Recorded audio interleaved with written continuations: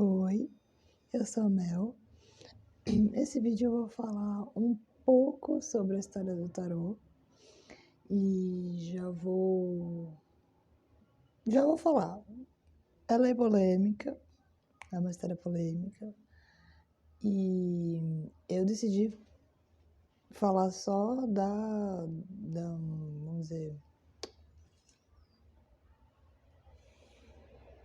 da escolha que eu fiz pra minha vida, da história que faz sentido pro meu trabalho, vamos dizer assim. Ela é polêmica por quê? Porque a gente, de fato, não consegue bater o martelo em uma origem. Eu acho que, nossa, eu até tive um insight aqui. Dessa origem. Quando a gente faz, né, quando a gente vai estudar cursos que falam sobre a história do tarô, é possível que você encontre pessoas falando que surgiu como jogo na Idade Média, que já existiam jogos parecidos em outras partes do mundo, então tinham jogos similares na China, e aí acaba vindo para cá, né, por conta das navegações, enfim. E tem gente que acredita que seriam saberes muito, muito antigos do Egito faraônico, né, e que ali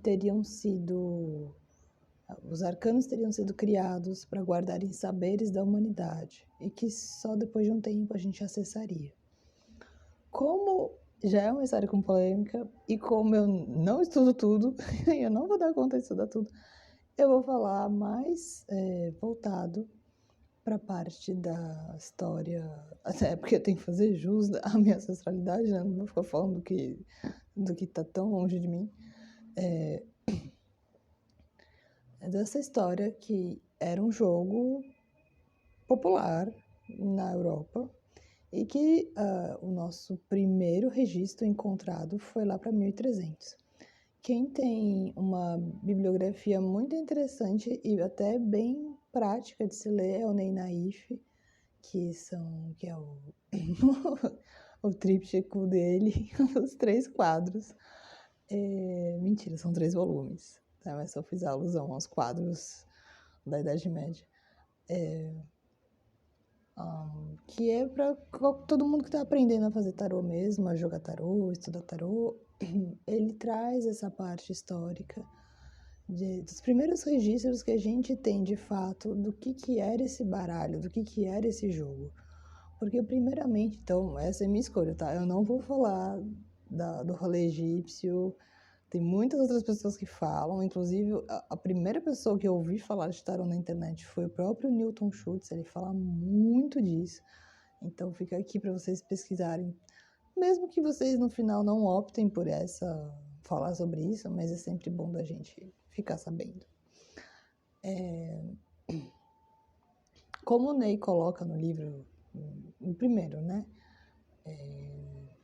Os estudos do tarô, volume 1, o primeiro registro que a gente tem de um baralho de jogo é lá para 1300, tipo assim, muito, muito nessa época, assim. Mas é interessante porque a gente tem esse registro dentro de códigos de conduta, vamos dizer assim, do que podia e do que não podia. E alguns dias, alguns jogos estavam proibidos. E lá para 1300 que se começa a falar de um baralho de jogo, né? E aí esse baralho vai tomando força, né? As pessoas vão jogando muito, até que se torna uma coisa muito normal, assim, né? Tipo, é um pouco parecido com ir pro bar e jogar baralho, né? Nossa história se repete em muitas coisas nesse sentido. E a gente começa o grande tarô de Marselha, que se chama, né? É o que foi mais impresso, porque todo mundo tinha, e é o que difunde de fato, né, esse saber. Até porque ele é impresso por conta da invenção da impressora. Então, antes se fazia... As artes eram feitas, né? Assim, e eu vou entrar um pouco na parte de... Porque a produção artística eu entendo mais do que da história do tarô, assim, né? As escolhas, pelo menos, de técnica de arte, eu entendo mais do que a história do tarô. Mas, para você fazer um tarô naquela época, você tinha que ter algum suporte porque eram feitos em xilogravura, basicamente, né? As imagens. Então, você tinha que ter um suporte de madeira, ou você entalhava direto em alguma coisa, algum material nobre, né? Porque quem tinha tarô antes dessa impressão vulgarizada do Marsella eram as famílias ricas. Não é à toa que a gente tem esse histórico de pegar como herança tarô. Porque, assim, a real é que o tarô é caro até hoje. E aqui no Brasil as impressões são uma qualidade bem baixa. Infelizmente, a gente não investe nisso também. Então, a gente tem esse histórico de que só as famílias ricas podiam chegar para o artesão e falar, olha, eu quero um tarô talhado no ouro, talhado ou com fios de ouro, ou com parcelas de ouro. E os caras iam lá e faziam uma técnica de estilo, principalmente. Existem outras, né? E com a impressão que as pessoas começam a poder comprar para jogar e todo mundo no bar, até que os padres começam a fazer os sermões e esses códigos de conduta falando, cara, tal dia não pode jogar, porque vocês estão se viciando. Muitas vezes o baralho era retirado dessas listas, como tudo bem jogar baralho, algumas vezes, e aí depois ele começou a entrar. Então, esses são os primeiros registros, de fato, sistematizados, vamos dizer assim, né? A gente parte dessa época. E é interessante, né, que até hoje a gente fala assim, mas a minha religião não permite que eu jogue o tarô, que eu saiba do futuro, que não sei o quê. Como eu falei no vídeo anterior de astrologia, os oráculos, eles vão mudando conforme a gente vai mudando. O tarô, na Idade Média, ele servia principalmente para jogar, né? É o nosso baralho hoje, né? Assim, a gente, se você for ver a diferença, é só que o tarô ele tem 22 arcanos maiores, que são figuras que tem esses nomes, né, super cheguei, assim, tipo a justiça, o sol, a lua. E aí, se você vai pegar o baralho de jogo, ele tem os 5 de copas, os 5 de espadas. Então, o tarô tem, né, o baralho normal, mais esses 22 arcanos, né? E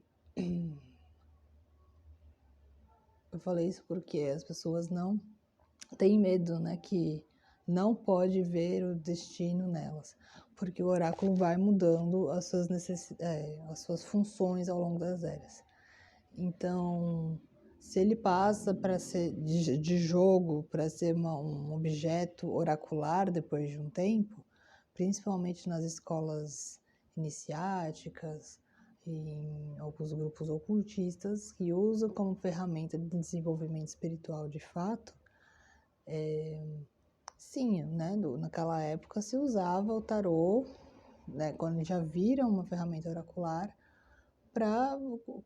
com o caráter adivinhatório, né? Hoje a gente já, né, usando de novo o termo psicologização, é muito difícil esse termo. A gente adentra a possibilidade de usar como uma ferramenta de autoconhecimento. Muito sim, pelo trabalho do Jung, mas muito pelos seus alunos ou por outras pessoas, né? A própria Liz Green faz isso muito forte com a astrologia. Howard Sasportas também faz muito isso com a astrologia, que é trazer um olhar psicológico para o oráculo. E como que a gente acessa essa ferramenta para o autoconhecimento. Então, o tarô hoje ele é muito usado para o autoconhecimento. Assim, né, é uma ferramenta muito pragmática, muito fácil, assim, no sentido, eu consigo resolver isso agora? Quais são as ferramentas que eu tenho possíveis? Então, você consegue ler ali o que você pode fazer. Diferente de um mapa astral, que é um tanto mais elaborado, que talvez para algumas questões ele não seja tão pragmático. Então, você não precisa ter uma religião XYZ para ter uma consulta de tarô. É possível, né, que você tenha uma religião e aí você começa a estudar e você usa o tarô dentro dessa religião. Então, não é incomum usar o tarô na Umbanda, usar no Candomblé, usar em outras religiões. É muito difícil ver, né, as pessoas...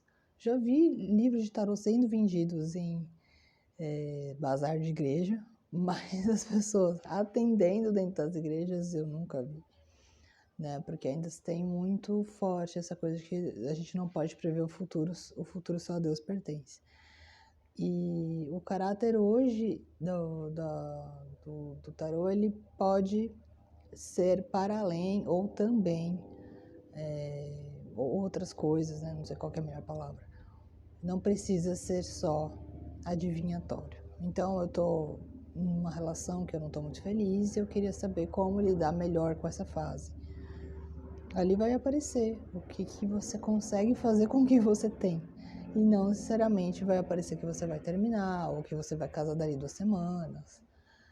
Então, esse caráter preditivo pode sim existir, porque tem pessoas que trabalham com esse caráter. Tem pessoas que trabalham com tarô intuitivo, então que já é uma outra coisa, né? Um outro mundo. Gente que trabalha assim com tarô e religião, com suas respectivas religiões, que também tem então a diferença sempre vai voltar para a técnica, né? A ferramenta é a mesma, a gente só vai mudar de técnica, mas a lâmina, né, que é a carta mesmo, o arcano, são os mesmos, os desenhos são os mesmos, mas cada grande escola ou cada grande movimento vai entender como que você vai usar o tarô. Então, a gente não precisa mais ter medo dessas ferramentas. Eu acho que a gente já está num momento que a gente pode assentar um pouco a bolinha e falar o que que é. O que que é? Me explica o que que é, da onde que vem e por que que você está usando. Eu preciso de alguma coisa para aprender? Eu preciso ser iniciado em alguma coisa? Eu preciso pagar alguma coisa? Então, a gente já pode fazer alguns movimentos um pouquinho mais tranquilos para ir perdendo medo mesmo, para entendendo o que que é mística de fato, né? Assim, tem pessoas que colocam as experiências místicas de um outro lado que não tem nada a ver com os oráculos, que não precisam estar conectados com os oráculos. E então, eu já estou com 12 minutos, mas só para finalizar, o tarô ele chega aqui no Brasil muito forte nos anos 60, mas a vulgarização mesmo é um pouco na época do Walter Mercado, né?